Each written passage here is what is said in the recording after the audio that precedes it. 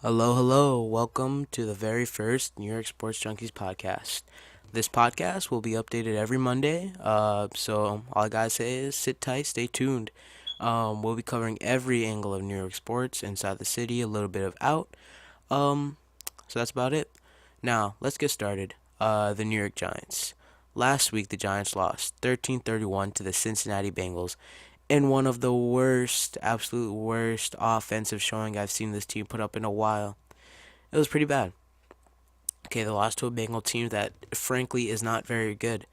This whole week, all anyone on Sports Talk wanted to talk about was, oh, the bad stretch of Tom Coughlin is coming. The second stretch, because historically, yes, with Eli Manning, Tom Coughlin has had bad stretches, but in the second half. But to me, that's all myth. Okay, here it is for the taking. The Giants have something to do, have a chance to do something that the Jets will never have a chance to do, and that is they can make the media shut up. If they can beat Green Bay on Sunday, then they can make everyone on the city go back on their side. The key to this game to me is the pass rush. It's a no-brainer that Eli can just Eli can throw up points against the Green Bay defense. It's they're not that great. What Aaron Rodgers with his offensive line,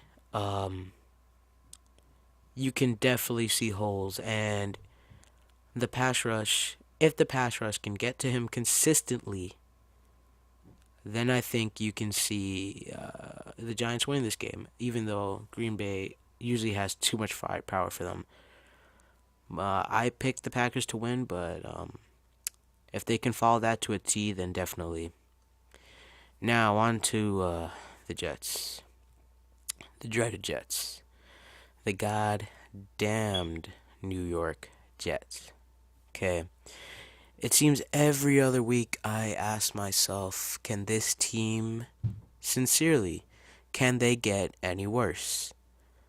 Every time they fool me with an okay win, but then I ask myself again, and I asked myself this question yesterday after Thanksgiving dinner. Turned on the radio, ESPN 98.7, and once again, they answered the question for me with a emphatic yes. Yes, yes, we can. We can be worse. Back to back to back turnovers led to 3 touchdowns in 52 seconds. 52 seconds. Brandon Moore. Okay. Let's get started. Sean Green fumbled the ball on a 4th and 1. Pats ran in for a touchdown. Mark Sanchez runs into his teammate Brandon Moore. Pats run in for a touchdown after he fumbles that. Joe McKnight drops the ball. Pats running for a touchdown. It was disgusting. Okay, and I just need to get this off my chest. I'm done. I am done with Mark Sanchez. Okay, I'm completely 100% finished with all of it. All right, Matt Barkley. We should just go for him. We should just go for him. Trade up in the draft. His draft value has dropped. He's not going to be the number 1 pick anymore. The Jets should go for Matt Barkley. It's crazy, but that's what they should do. This team, no one on the offense scares you. No, Bilal Powell, no. Sean Green, no. Jeremy Curley, no. Stephen Hill, no. Mark Sanchez, oh yeah. No one on this team scares anyone in the NFL.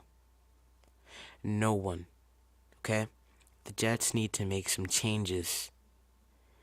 And yes, you could fire Mike Tannenbaum, but what's that going to do? Actually, yeah, fire Mike Tannenbaum. Go for it, actually. I don't even care. Okay, let's try to move on to something a little more positive. Rutgers football. The Rutgers Scarlet Knight are very close to bringing the Big East title back to Jersey. They're also moving to the Big Ten for big cash. Let's not lie to ourselves. That's the exact reason why.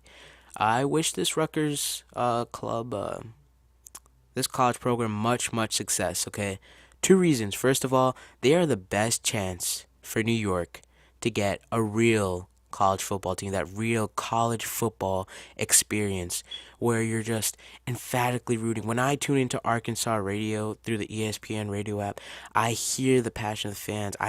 It's different from just a regular sports team. Like, they are truly the pulse of that town. And Rutgers can bring that back. Syracuse can. Syracuse has been mediocre for a decade. They can't bring that back. Okay. Stony Brook is in the FCS. They can't bring that back. UAlbany's in the FCS. They can't bring that back.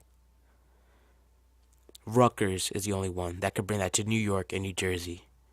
Some New Yorkers feel that Notre Dame is a New York team because they play in Yankee Stadium every once in a while. No, Rutgers. Rutgers is New York football. New Jersey football. That's also another reason I feel bad. Because we sort of stole one of their two legitimate NFL teams. When you really come down and look at NFL teams. Our NFL teams are in that shitty, but New Jersey Nets are now the Brooklyn Nets, and there's no denying that. I wish that Rutgers can truly, like, just bring success to that city, bring a pulse to that city. You know, give them something great to root for. Now, on to Stony Brook. I mentioned them before. They are in the playoffs this weekend versus Villanova. That's very interesting. Stony Brook versus Villanova. FCS playoffs. This is Stony Brook's second straight year going there. Villanova was not there last year. They had an abysmal year last year, barely even light years away from 500. I know that.